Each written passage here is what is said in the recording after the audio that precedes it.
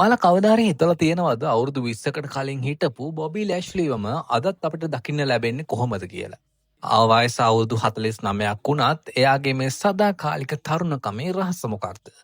මේකට බලපාන ප්‍රධානම දේ තමයි එයාට තියෙන ඇලෝෆේෂියා කියන රෝගී තත්ත්වය. මේ නිසා එයාගේ හිසකේස් ඇහිබැම වගේම රැවුල සම්පූර්ණයෙන්ම හැලී ගිහින් තියෙනවා.